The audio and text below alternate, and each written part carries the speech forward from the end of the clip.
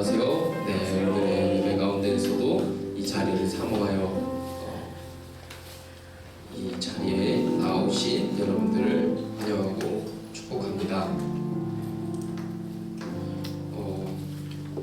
여러분은 마음의 평안함과 몸의 편안함 둘 중에 어떤 것을 추구하며 살아가십니까? 제가 오늘의 말씀 묵상하면서 들었던 것은 마음의 평안함을 추구해야 된다라는 묵상이 되었고, 우리가 몸의 편안함보다는 마음의 평안함이 있을 때 더욱더 어떤 상황에 대비할 수 있게 된다라는 생각을 하게 됐는데요. 우리 가운데에 주님께서 주시는 그 평안함을 느끼며 이 시간에 같이 찬양하며 나아갔으면 좋겠습니다.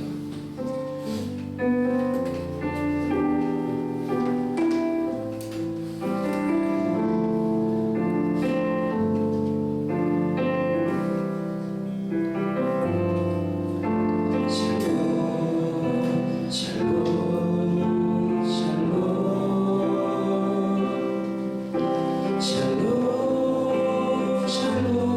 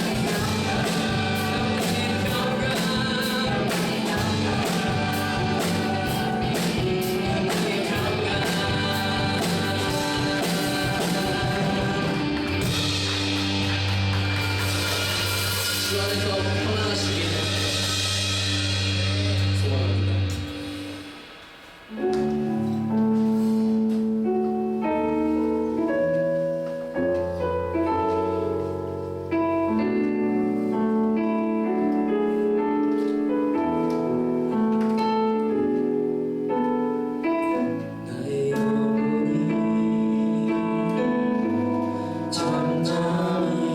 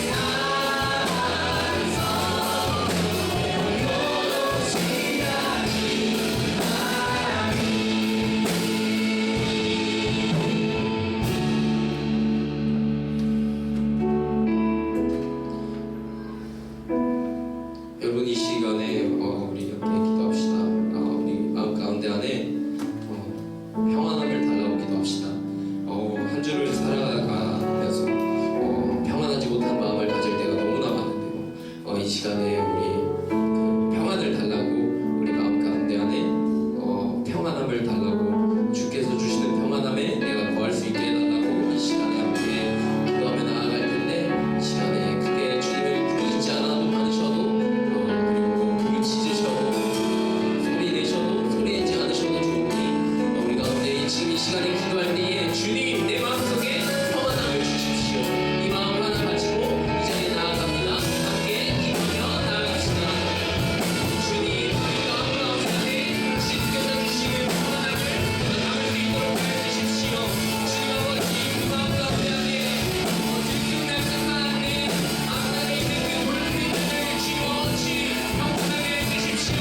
주님 아버지 우리의 몸 가운데 안에 있는 우리 마음 가운데 안에 있는 그 모든 것들을 주님 아버지 평평하게 해주십시오. 주님 아버지 도와주십시오. 주님 아버지 아버지의 은혜를 주십시오. 아버지의 은혜를 주십시오. 주님 아버지 잠시라도 내 마음을 내 불안한 자들과 이 것들을 구해줍니다. 주님 아버지 불안한 나의 마음 걱정되지 않는 나의 마음 주님 흔들리는 나의 마음과 주님 아버지 그 모든 것들을 주님께 드리오니 주님 아버지 이 시간 주어진 나의 마음을 평안하게 해주십시오. 주님 아버지 그 평안함을 내가 받아서 평안함을 누릴 수 있도록 해주십시오. 주님 아버지 안에서 주님께 나아갑니다. 주님 아버지 평안함을 주십시오. 평안함을 허락하여 주십시오. 우리의 힘든 가운데에 우리의 연약한 가운데에 우리의 부족한 가운데에 우리의 모든 것들을 내가 나와 비교하는 그때에도 주님 아버지 내 삶과 나의 삶이 공유되는 그 순간에도 주님 아버지 다른 것들을 중시하지 않고 아버지 안에서의 비교가 전혀 없을 수 있도록 하시고 감사합니다. 내가 나의 것을 자랑하지 않냐고 아버지 항상 가운데 나갈 때에 주님 아버지 우리의 삶과 내 마음 모두를 평안하게 하는 주님을 믿습니다. 주님 아버지 도와주십시오. 여전히 흐리고 여전히 참고 참치는 그 안에 가시가 묻히고 그 안에 불뿌리 걸려 넘어지고 그 안에 막 단점이 있고 나의 자아가 있고 나의 예고가 들어있고 나의 컨셉이 잘못되고 망가지고 그런 모든 때에도 주님 아버지 당신의 평안함으로 나를 맞춰주시고 그만 요동치는 그 마음들을 아버지 안에서 온전히 정상의 마음을 인도해 주십시오. 주님 아버지 도와주십시오. 주님 아버지 도와주십시오. 주님 아버지 도와주십시오. 우리 가운데 평안함을 허락하여 주십시오. 평안함을 허락하여 주십시오. 주님 아버지 도와주십시오. 우리가 감당할 수 있도록 하여 주십시오. 우리 마음에 주님 아버지 안에서 온전히 참여할 수 있도록 하여 주십시오. 주님 아버지 도와주십시오.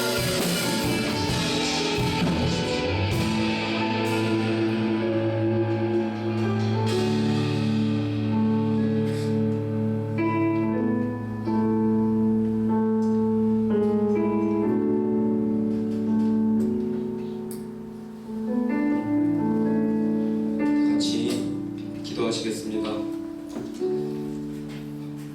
사랑과 은혜가 많으신 아버지 하나님 감사합니다. 주의 은혜 안에서 11월이 시작되었고 또한 새로운 캠페인을 준비하여 주셔서 감사합니다. 오늘 이 자리에 온 청년 한 사람마다 주님의 은혜를 사모하게 하시고 우리의 마음이 열릴 수 있도록 인도하여 주십시오. 또한 우리 삶에서 오는 걱정이 주님 안에서 해결될 수 있도록 해주시고 복잡한 생각과 사념을 내어놓을 수 있는 시간이 될 수 있도록 하여 주십시오. 주님 또한 우리가 몸의 평안함보다 마음의 평안함을 추구하게 하시고 따르게 하여 주십시오. 그리하여 어떤 일을 대할 때에도 조급하지 않을 수 있도록 해주시고 우리의 조급함으로 일을 그르치지 않을 수 있도록 도와주시고 또한 우리의 앞날을 한 걸음 한 걸음 걸어갈 수 있도록 또한 한 걸음 한 걸음 뛸 수 있도록 인도해 주십시오. 사람이 마음으로 자기의 길을 계획할지라도 그의 걸음을 인도하시는 이는 여호와시니라 하는 주님의 말씀을 신뢰할 수 있도록 해주세요. 주님 또한 주님의 말씀의 전달자로 부름받은 최철호 목사님을 위해 기도합니다. 영육 간의 강건을 허락하시고 가정의 평안함을 주십시오. 또한 모세에게 불에 타도 사라지지 않는 떨기 나무를 보여주셨던 것처럼 목사님에게도 여전히 꺼지지 않고 여전히 불에 타오르는 마음을 보여주시고 허락하여 주십시오. 또한 우리 부장님을 위해 기도합니다. 부장님이 일하시는 일과 가정 안에서의 평안함으로 더욱이 주님을 쫓을 수 있도록 하여 주시고 부장님의 건강함을 영육 간의 강건함을 허락하여 주시고 한 해의 일정에 차질이 없을 수 있도록 하여 주십시오. 또한 임원, 리더, 팀장이 있습니다. 그 자리 안에서 지치지 않을 수 있도록 하여 주십시오. 회복의 자리를 허락하여 주시고 또한 주님의 은혜를 바라보고 부족한 부분에 초점을 맞추는 것이 아니라 이미 일어난 일에 대하여 이미 주님께서 보여주셨던 일에 대하여 집중하여 나아갈 수 있도록 하여 주십시오. 이제 말씀을 듣습니다. 아버지, 우리의 마음을 움직여 주시고 오늘의 삶 또한 주장하여 주실 것을 믿습니다. 두려움보단 평안함으로 나아갈 수 있는 넉넉한 마음 허락해 주실 것을 믿으며 살아계신 사랑의 예수 그리스도 이름으로 기도드렸습니다.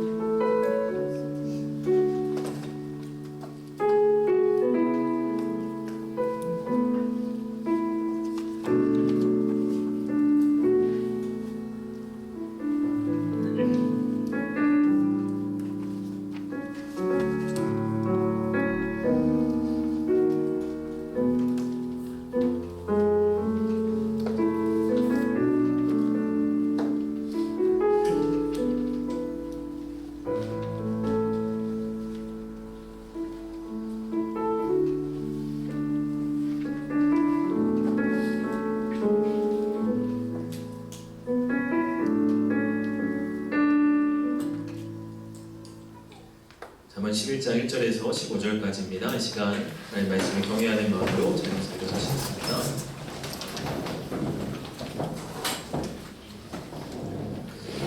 하나님의 말씀을 교독해서 읽겠습니다. 제가 읽고 또 여러분들이 교독하겠습니다.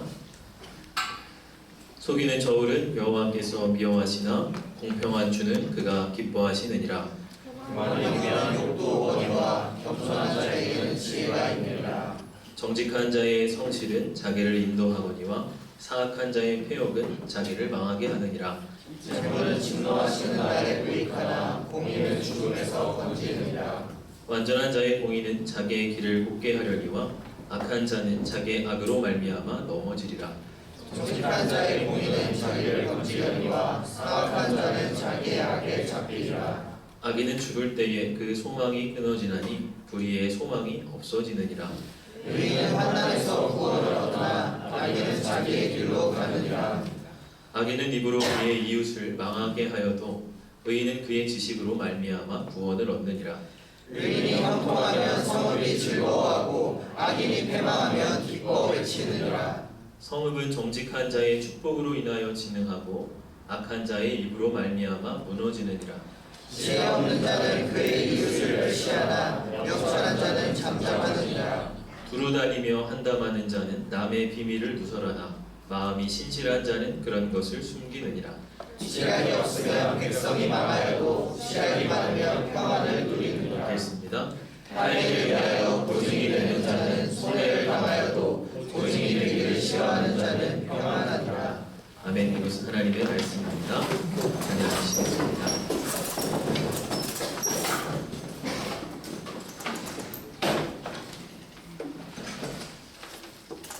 전 펜싱 국가대표 선수였던 한 여성과 또 한 거짓 사업가에 대한 뉴스가 연일 화제가 되고 있습니다. 이 여성은 한 사업가와 결혼을 하기로 약속했는데 자신보다 무려 15살 어린 남성이었습니다. 그 사업가는 미국에서 태어난 재벌 3세로 승마를 전공했고 현재는 국내에서 엘리트 학원 사업으로 수백억의 자산가로 알려졌었습니다. 그런데 이와 같은 그의 경력과 정체가 모두 사기인 것으로 밝혀진 것이죠. 그의 출신이나 전공, 그의 자산도 모두 거짓이었습니다. 심지어는 그의 성별까지도 본래 남자가 아니라 여자임이 밝혀져서 충격을 주고 있습니다. 그야말로 모든 것이 거짓 위에 세워진 삶이었습니다. 성경은 정직의 가치를 강조합니다.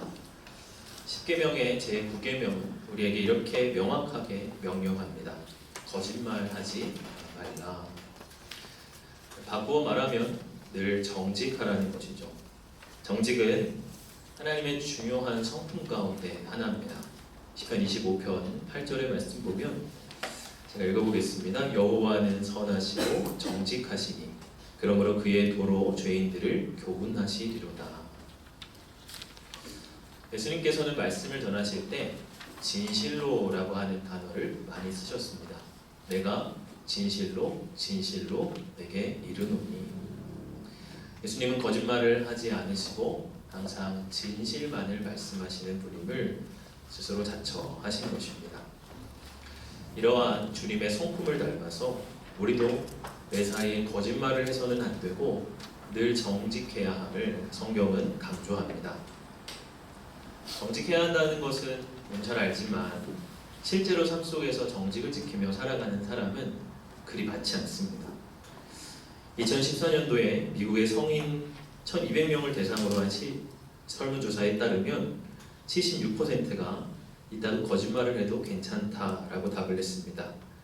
이 조사에 따르면 남성의 21.7%가 이력서를 쓸 때 거짓말을 했다 시인했고 여성은 그 비율이 16.3%였습니다. 남성의 37.4%와 여성의 43.6%가 부모에게 거짓말을 했고 남성의 21%와 여성의 21.6%가 배우자나 중요한 사람에게 거짓말을 했다라고 답을 했습니다. 2014년도에 영국의 한 여론조사를 따르면 사람들은 평균 일주일에 10회 거짓말을 한다고 합니다. 2008년도 영국에서 실시한 또 다른 조사에 따르면 사람들은 하루에 4번, 1년에 1460번, 60세까지는 88,000회 거짓말을 한다고 합니다. 2017년도 만우절을 맞아서 우리나라 취업 포털인 잡코리아와 알바몬이 함께 우리나라 성인 남녀 2,795명을 대상으로 한 설문조사에서는 무려 직장인들의 89.2%가 직장 생활을 하며 거짓말이 필요하다 이렇게 답을 했습니다. 부정직은 이미 우리 사회에 만연한 거의 하나의 습관과 같은 것이라는 그런 생각이 듭니다.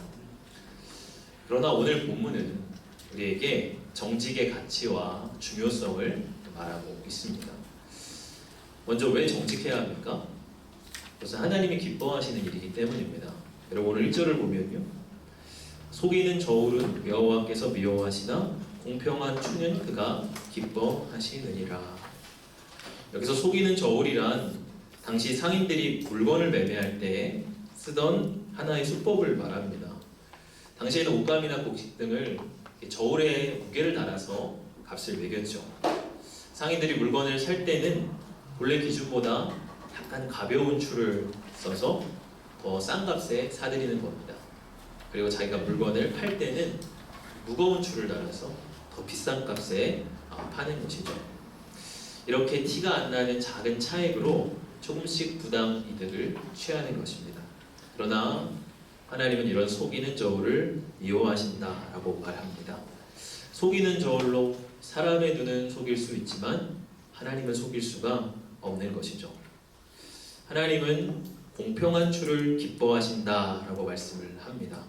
정당한 값을 받는 것, 물건값을 속이지 않는 것, 부당한 이득을 탐하지 않는 것을 주님은 기뻐하신다는 거예요. 오늘 본문은 아니지만 조금 더 내려가서 이 잠언 11장 20절을 보면, 그거를 공동 번역으로 읽어보면요, 이렇게 말씀을 합니다. 우리 이 부분을 같이 한번 읽어보겠습니다. 마음이 비뚤어진 사람은 야훼께 미움을 사지만 정직하게 사는 사람은 그를 기쁘게 해드린다. 정직한 사람은 어딘지 어리숙해 보일 수 있습니다.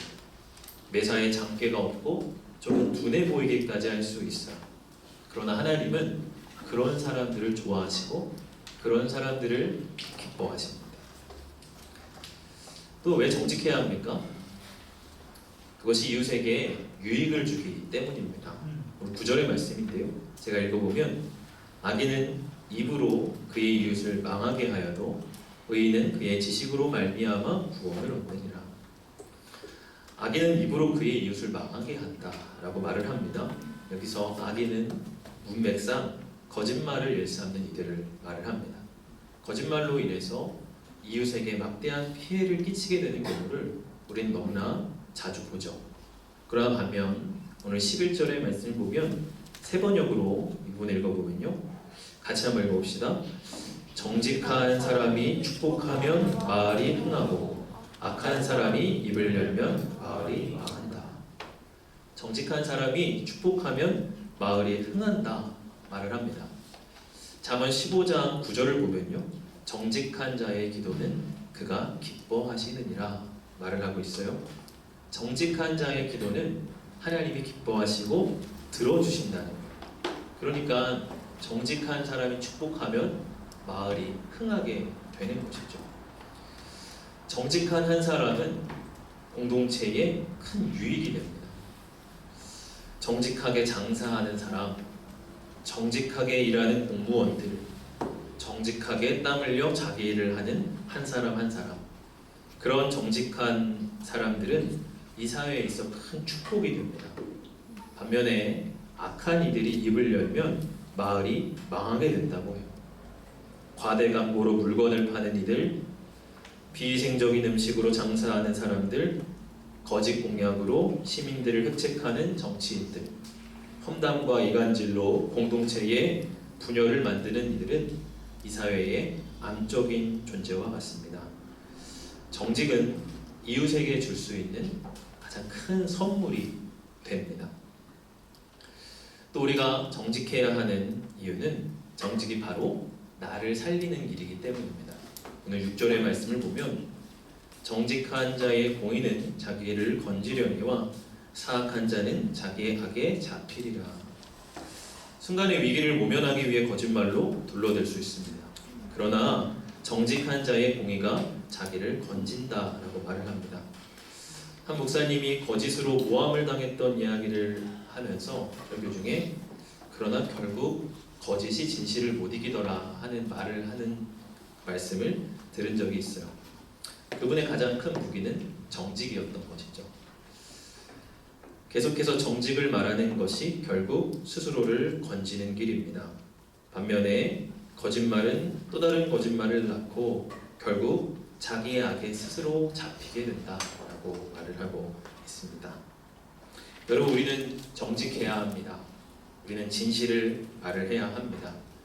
여러분, 나를 한번 돌아보십시오. 나는 정직합니까?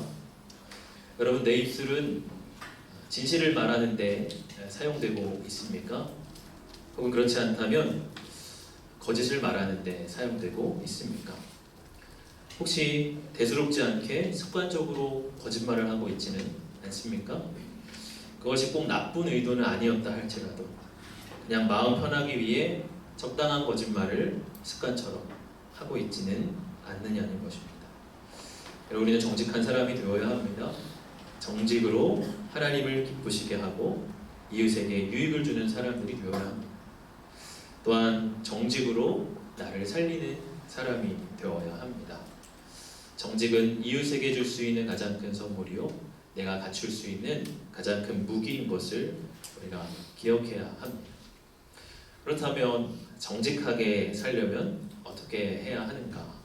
정직을 훈련하기 위해서 우리에게 필요한 것은 무엇인가? 세 가지로 오늘 나누고 싶은데요. 첫째로는 무엇이냐면 성실해야 한다는 거예요. 여러분, 오늘 3절의 말씀입니다.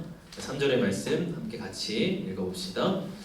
정직한 자의 성실은 자기를 인도하거니와 사악한 자의 패역은 자기를 망하게 하느니라.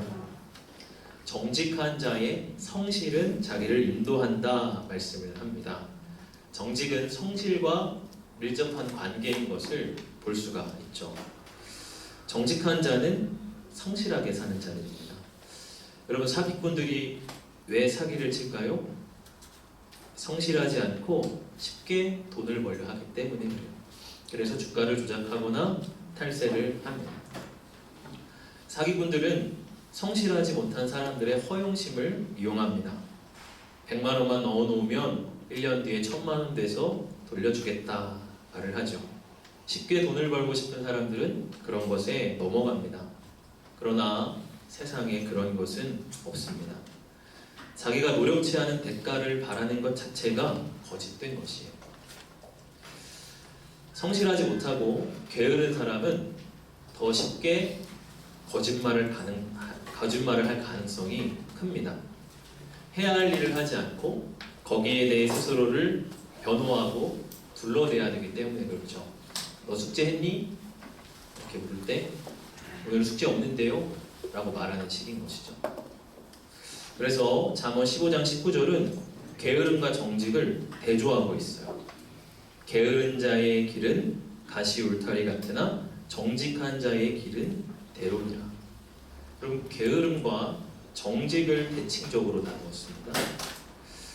게으름과 정직, 게으름을 하면 부지런함이라고 말해야 될 것 같은데 게으른 사람과 정직한 사람을 대칭적으로 두고 있어요. 왜 그럴까요? 게으름과 정직이 서로 반대가 되기 때문입니다. 여러분, 특별히 시간 약속의 맥락에서 거짓말하기가 쉽습니다. 습관적으로 20분, 30분씩 늦는 사람들이 있어요. 그런 사람들은 미안하기 때문에 차가 막혔어, 버스가 너무 안 왔어, 갑자기 중간에 조금 일이 생겼어 등등의 거짓말로 불러대요. 여러분, 애초에 제 시간에 도착하는 성실함을 보였다면 그런 거짓말을 할 필요도 없죠. 게으른 자는 거짓말로 자기를 변호하고 둘러대게 된다는 거예요. 여러분, 성실함을 훈련할 때 거짓말이 사라집니다. 성실함은 정직한 삶의 기초입니다. 여러분, 예배 시간 늦지 마십시오. 하나님과의 약속 시간입니다. 제가 오늘 일부러 뒤에서 조금 도초를 섰는데요. 여러분, 성실함, 하나님과 만나기로 약속한 그 시간을 지키는 훈련을 하십시오. 성실하게 약속 시간을 지키는 그것이 정직한 삶의 기초가 된다는 거예요. 시편 128편 2절은 이렇게 말씀합니다. 우리 같이 한번 읽어봅시다. 네가 내 손이 수고한 대로 먹을 것이라. 네가 복되고 형통하리라. 그럼 이 말씀을 볼 때에 좀 의아합니다. 내가 복되고 형통하리라 합니다. 그런데 내 손이 수고한 대로 먹을 것이라 하고 있어요. 그럼 복되고 형통하다라고 하는 것은 흔히 생각할 때 수고하지 않아도 잘 먹는 것 아닙니까? 땀 흘리지 않아도 편하게 먹고 사는 것이 형통한 삶이지 않습니까? 그러나 하나님은 네 손이 수고한 대로 먹는 것이 복이라고 말씀하십니다. 하나님이 주시는 복은 깨끗한 복이고 정직한 복입니다. 거기에는 거짓이 끼어들 틈이 없습니다. 성실함이란 자기가 한 만큼의 대가를 바라고 그것으로 자족하는 사람입니다. 여러분, 그렇게 사는 것 자체가 정직이에요. 자기가 행하지 않은 것, 불로소득과 부당이득을 바라는 것 자체가 거짓입니다. 성실하게 사는 사람은 거짓이 그 사람 가운데 틈타지 않습니다. 그래서 중세 속담에는 이런 말이 있어요. 성실한 사람은 악마도 유혹하지 못하고 성실한 사람은 하나님도 버리지 못한다. 그럼 저는 우리 청년들이 땀 흘려 수고해서 돈 버는 모습을 보면 자랑스럽습니다. 연봉을 많이 받는 것이 자랑스러운 것이 아니라 매일 성실하게 일터에 출근하는 청년들 모습이 자랑스럽습니다. 허황된 꿈을 꾸는 것이 아니라 네 손이 수고한 대로 먹으리라는 하나님의 복을 누리며 사는 청년들의 모습 볼 때 참 기쁩니다. 그런 정직한 자들을 통하여서 하나님 나라는 세워져 가는 것이죠.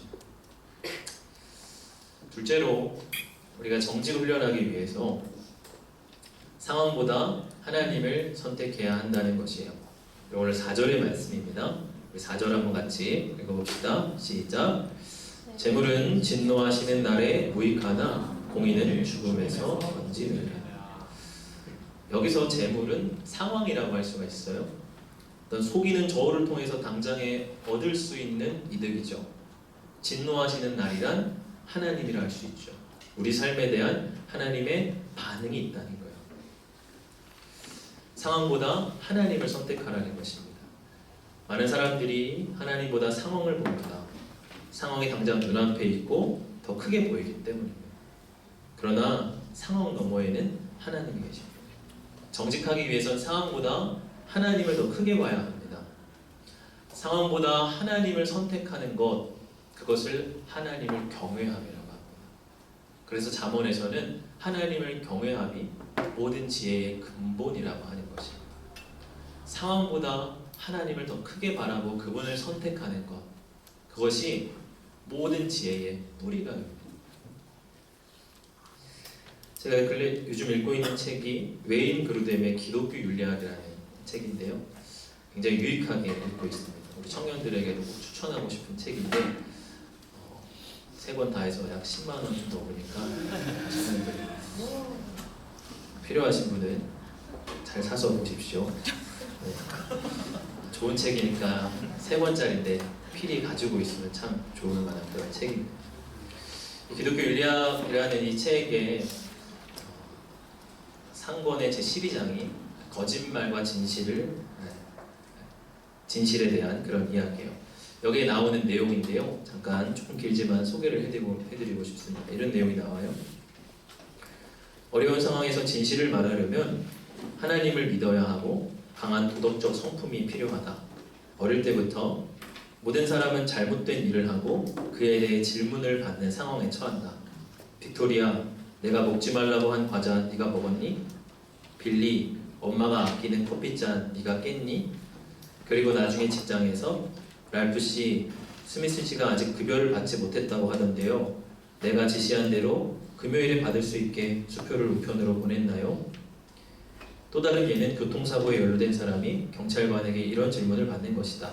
톰슨 씨, 교차로에 들어설 때 속도가 얼마였나요?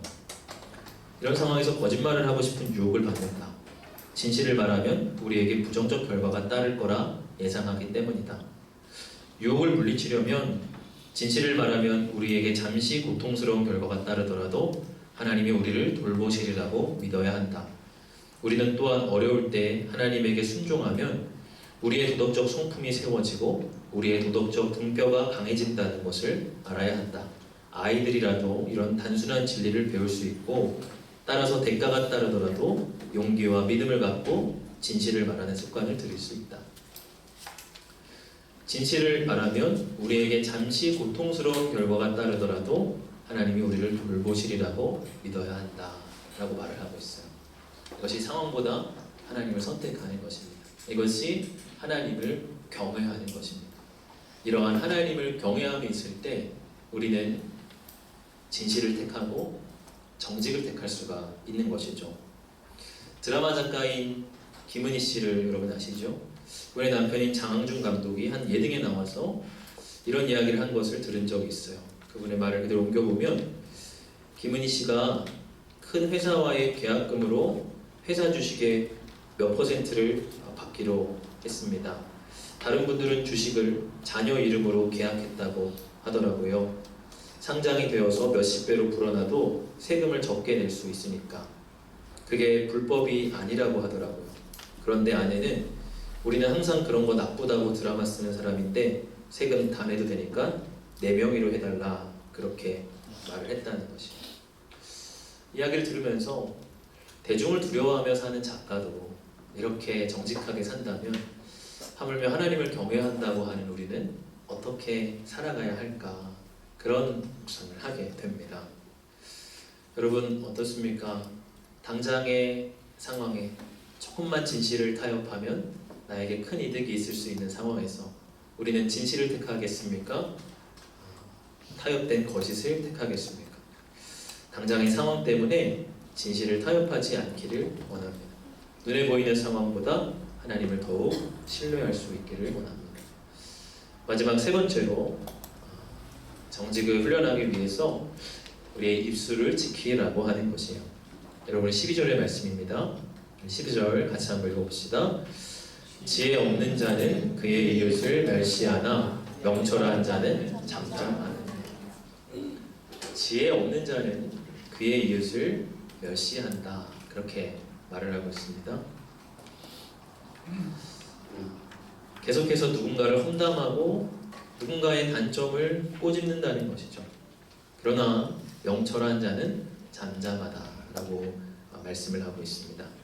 또 13절에도 이렇게 말씀을 합니다. 우리 13절 같이 한번 읽어봅시다. 시작.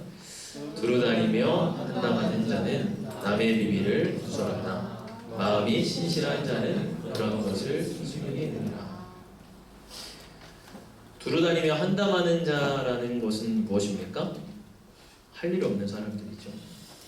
그런 사람들은 두루다니면서 남의 비밀을 누설하고 다닌다는 거예요. 할 일 없이 여기저기 다니면서 야, 너 그거 알아? 야, 그 사람이 그랬대. 야, 진짜 대박이지 않냐? 와, 진짜. 야, 너 뭐 아는 거 없어? 아는 거 없어? 비밀을 누설하고 비밀을 캐기를 좋아한다는 거예요. 그러나 마음이 신실한 자는 그런 것을 숨기느니라 하고 말씀하고 있습니다. 이런 이야기를 들을 때에 우리 모두가 다 어느 정도의 찔림의 마음이 있어요. 오죽하면 세상에서 제일 재밌는 이야기가 남의 비밀 이야기라고 이렇게 하지 않습니까? 우리가 다 어느 정도 그러한 경험이 있을 줄 압니다. 그러나 마음이 신실한 자는 그런 것을 숨긴다라고 말씀합니다. 그러한 이야기가 나올 때에 우리는 숨기고 잠잠해야 한다고 말씀합니다. 확인되지 않은 사실에 동조하는 것은 그 자체로 거짓에 동참하는 일이 됩니다. 오늘날 가짜 뉴스라고 하는 단어가 왜 그렇게 흔하게 쓰이겠습니까? 또 오늘날 팩트 체크라고 하는 말이 왜 그렇게 중요한 단어가 되었겠습니까? 팩트 체크를 하지 않은 채로 가짜 뉴스에 편승하는 일들이 너무나 많기 때문입니다. 성읍은 악한 자의 입으로 말미암아 무너지느니라 라고 말씀하는 것처럼 공동체는 그런 가짜 뉴스로 인해서 한순간에 무너질 수 있다는 거야. 우리가 서로 나누는 대화들을 조심해야 합니다. 여러분 우리는 입술을 지켜야 합니다. 시편 141편 3절입니다. 같이 한번 읽어봅시다. 시작. 여호와여 내 입에 화수분을 세우시고 내 입술의 눈을 지키소서. 또 잠언 10장 19절의 말씀입니다. 같이 읽어봅시다. 말이 많으면 허물을 면하기 어려우나 그 입술을 제어하는 자는 지혜가 있느니라. 정직한 자는 자기의 입술을 제어하고 지키는 자입니다. 오늘 말씀을 마무리하면서 여러분에게 시를 하나 읽어드리고 말씀 마무리를 하고 싶어요. 자주 이렇게 시인 이혜인 시인의 시를 자주 소개하는데 오늘도 이혜인 시인의 말을 위한 기도라고 하는 시입니다. 여러분 들어보십시오. 내가 이 세상에 태어나 수없이 뿌려놓은 말의 씨들이 어디서 어떻게 열매를 맺었을까 조용히 헤아려 볼 때가 있습니다. 무심코 뿌린 말의 씨라도 그 어디선가 뿌리를 내렸을지 모른다고 생각하면 왠지 두렵습니다. 사랑을 거스른 비방과 오해의 말들을, 경솔한 속담과 편견과 위선의 말들을 주여 용서하소서. 나날이 새로운 마음, 깨어있는 마음, 그리고 감사한 마음으로 내 언어의 집을 짓게 하시어 해처럼 환히 빛나는 삶을 당신의 은총 속에 이어가게 하소서. 여러분, 우리가 정직한 자 되기를 원합니다. 우리의 입술로 진실을 말하는 자 되기를 원하고 우리의 입술이 사랑의 입술 되어서 이웃을 세우고 공동체를 세우는 입술 되기를 원합니다. 오늘 정직을 위한 세 가지 훈련을 이야기를 했습니다. 첫째로 우리는 성실해야 합니다. 정직한 삶의 기초는 성실입니다. 게으른 사람들, 여러분 시간 약속 안 지키는 분들 오늘 기억하시고 성실을 훈련하십시오. 두 번째로 상황보다 하나님을 선택해야 합니다. 하나님을 경외해야 합니다. 말할 때 하나님을 경외함으로 말하십시오. 하나님 다 듣고 계십니다. 세 번째, 입술을 지켜야 합니다. 우리의 입술이 덕을 사용하는데, 덕을 세우는데 쓰여지길 원합니다. 악한 말들, 비방하는 말들, 거짓된 말들이 난무하는 데에는 침묵이 제일입니다. 우리의 입술을 지키고 파수꾼을 세울 수 있는 여러분들 되시기를 주의 이름으로 축복합니다. 찬양합시다.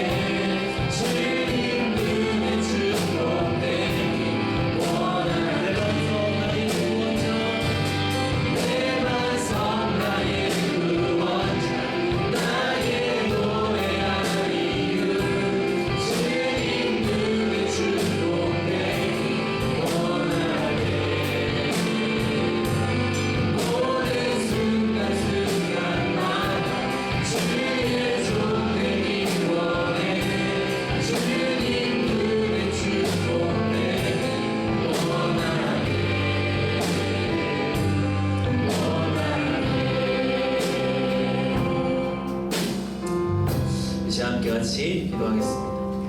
말씀 한 절 읽어드리겠습니다. 골로새서 3장 9절 10절입니다. 너희가 서로 거짓말을 하지 말라.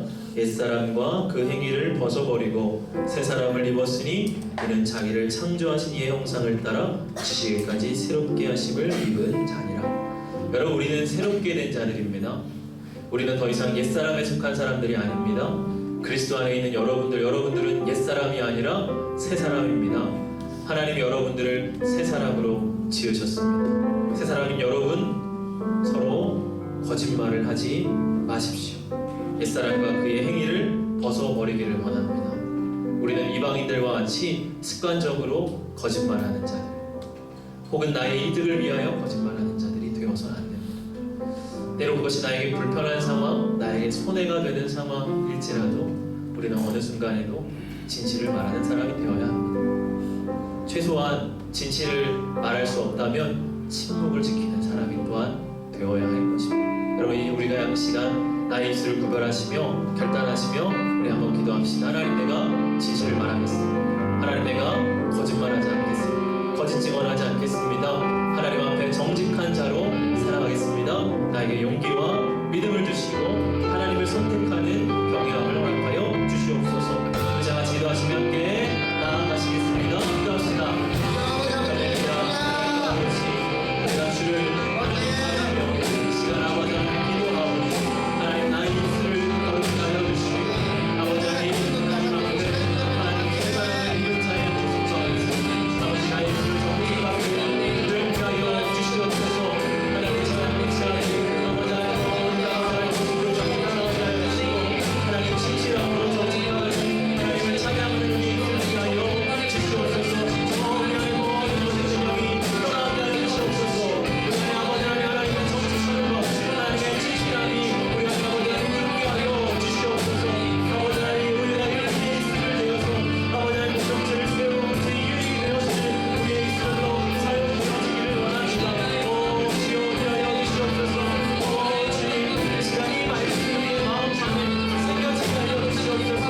하나님이 말씀을 따라 결단하고 이 말씀을 따라 주 앞에 아버지 하나님 하시는 마지막으로 아버지 하나님 말씀을 순종하는 제목이 되어 주시옵소서.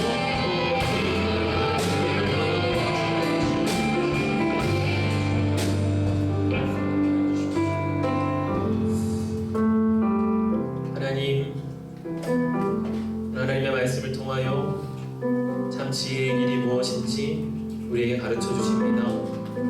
우리가 그 지혜로운 길을 따라 걸어가게 도와 주시옵소서. 우리가 정직하기를 원합니다. 우리의 입술이 진실을 말하는 입술 되길 원합니다. 거짓에 휩쓸리지 않게 하여 주시고 하나님의 성품, 예수님의 성품을 닮아 이 거짓된 세상 진실로 정직으로 승리하게 하여 주시옵소서. 하나님, 우리의 인생이 참 복잡합니다.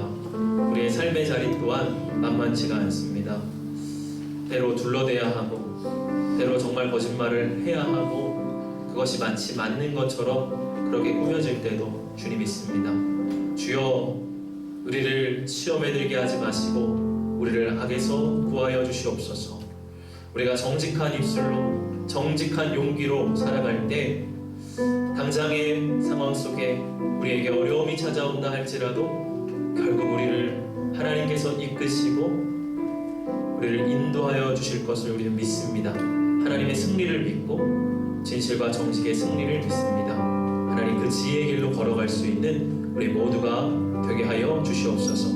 우리의 입술이 공동체를 세우는 입술 되게 하여 주시고 정직한 자의 기도로 말미암아 우리 공동체를 축복하는 입술 되게 하여 주시고 정직한 자들이 우리 가운데 더 많아져서 그들의 축복으로 말미암아 우리 공동체가 흥하여질 수 있는 은혜를 부어 주시옵소서.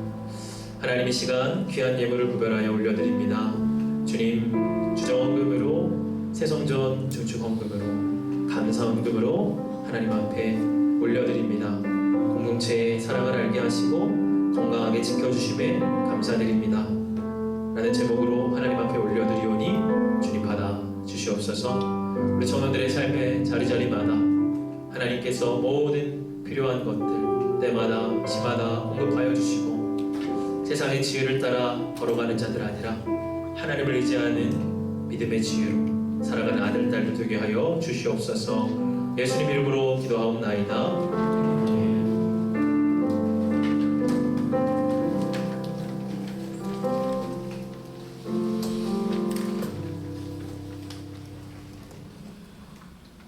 네, 11월 캠페인은 복음의 열매입니다.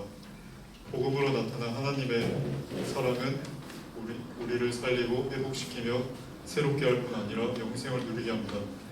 복음의 열매를 맺기 위해 하나님 안에 거하며 복음을 들고 세상에 나아가는 청년부가 되기를 소망합니다. 다음은 홈커밍 데이 광고입니다. 장기간 동안 예외 참석하지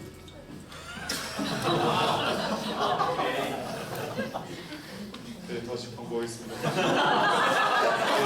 홈커밍 데이 광고입니다.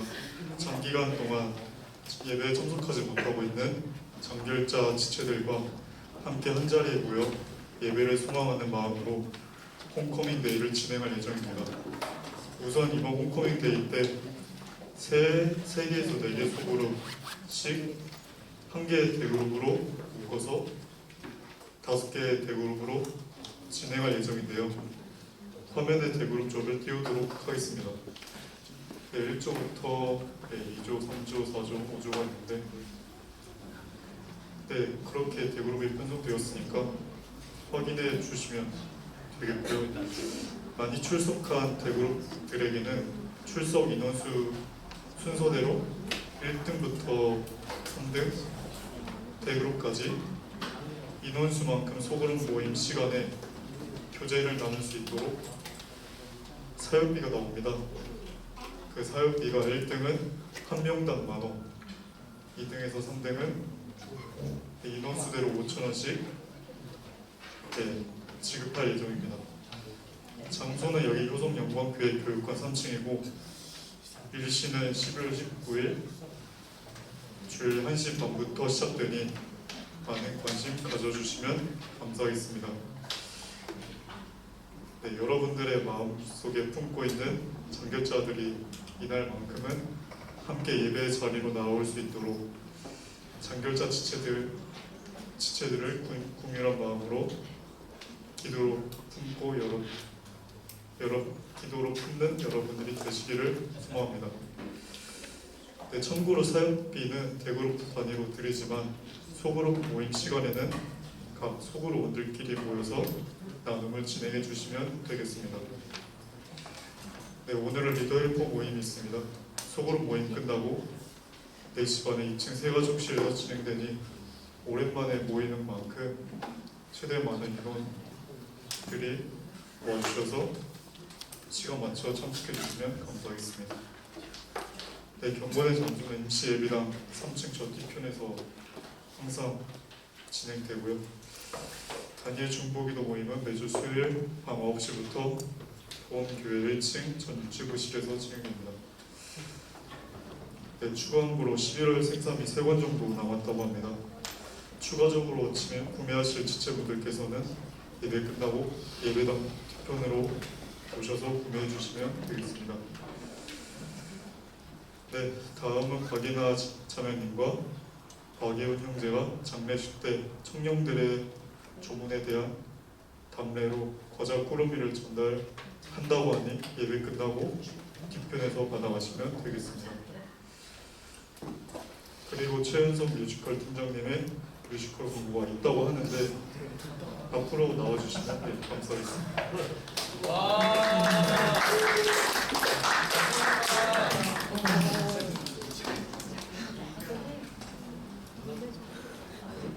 감사합니다.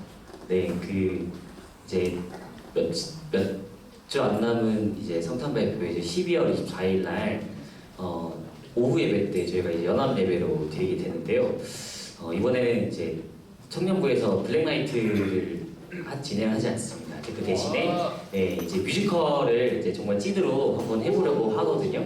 이전까지 그냥 우리가 극에만 치중돼 있었다면 정말 뮤지컬 하듯이 이제 노래도 부르고 이제 워십도 하면서 우리가 이제 청년부가 이제 예수님의 탄생일을 정말 기쁘게 그날만큼 정말 축제만큼 정말 꾸리고 싶어서 이제 뮤지컬을 진짜 해보자고 이제 준비를 했는데요. 지금 현재 주연들은 다 구했는데 아직 한 명을 못 구했거든요.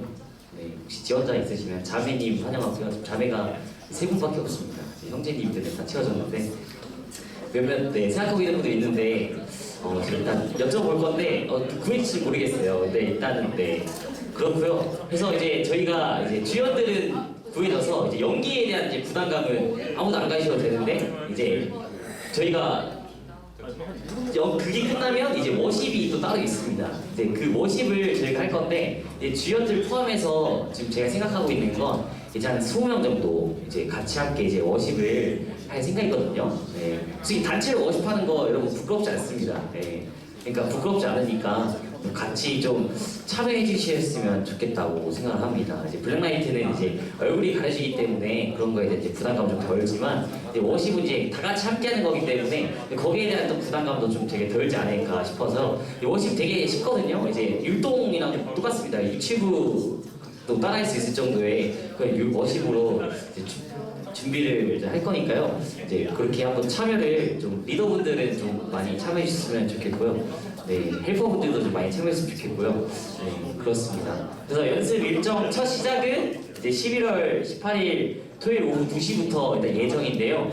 인원수가 만약에 변동이 된다면 이제 이 일정도 잠깐 변동이 될 수도 있어요. 왜냐하면 저희가 어떻게 진행할 거냐면 일단 워십을 먼저 진행을 하고 그 다음에 연기 연습을 이제 뒤에 추후로 미룰 생각이라서 일단 먼저 워십을 먼저 일단 다 꾸려놓은 다음에 그 부담을 좀 덜고 그 다음에 연기팀 따로 이제 연기를 또 해서 연습을 하고 이제 마지막 연습이 12월 23일이 토요일이거든요. 이제 그때 다 같이 이제 모여서 조명이랑 이제 맞춰볼 생각인데 이 워십 정말 우리 청년부 다 같이 함께 모여서 예수님 탄생의 기쁨을 누렸으면 좋겠습니다. 마음 같아서 목사님도 같이 하시면 정말 좋겠는데 목사님 모르시니까 목사님 이제 진행하셔야 되기 때문에 그래서 좀 많이 좀 참여해 주셔서 목표는 일단 주연들 포함해서 20명이거든요. 일단 지금 주연이 6명인데 일단 임원들도 같이 도와주실 거니까 40명 치고 그리고 이제 11명 정도 11명에서 12명 정도 주연 6에 임원 10명이니까 한 10명에서 11명 정도만 좀 지원을 해주시면 정말 이번에 기쁘고 정말 축제 같은 분위기로 좀 무대를 만들고자 합니다. 이제 또 청년부가 마지막 순서이기 때문에 같이 참여하셔서 우리 즐거운 성탄의 축제를 또 누릴 수 있으면 좋겠습니다. 네, 전화번호는 저기 써 있고요. 네, 지원 연락 주시면 감사하겠습니다. 감사합니다.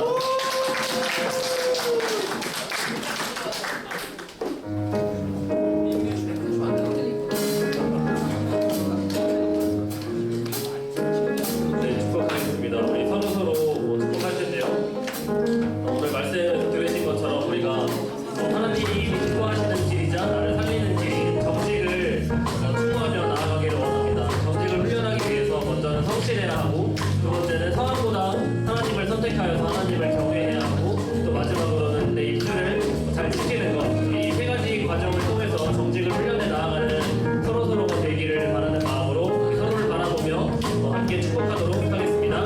하나, 둘, 셋, 넷. 사랑의 예수님 우리의 발을 씻기시네 우리도 겸손히 서로의 발을 씻기네 넌 날 사랑해 주가 우리 사랑하신 같이 너를 사랑하기를 원하네 예수님처럼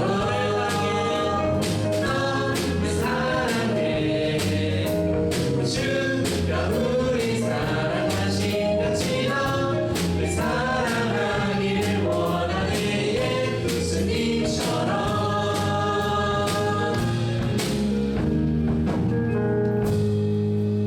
우리가 홈커밍데이가 있는데요. 11월 며칠이라고요? 언제죠? 다음 주인가요? 뮤지컬 광고 때문에 까먹었어요. 그래서 제가 다시 뮤지컬 광고가 너무 세가지고 잊어먹었을까봐 다음 주가 아니라 그 다음 주가 이제 새생명 홈커밍데이라는 이름으로 지었는데 홈커밍 이제 집으로 돌아오는 거죠. 우리가 올해 시작할 때 예배 인원이 61명으로 아마 첫 주를 시작을 했고 또 가장 이제 초반에 많이 나왔던 이제 인원이 68명이 예배를 드렸습니다. 1, 2월에는 60명 선에서 예배를 드렸는데요. 오늘 우리 석인님, 오늘 우리 예배 인원이 몇 명인가요?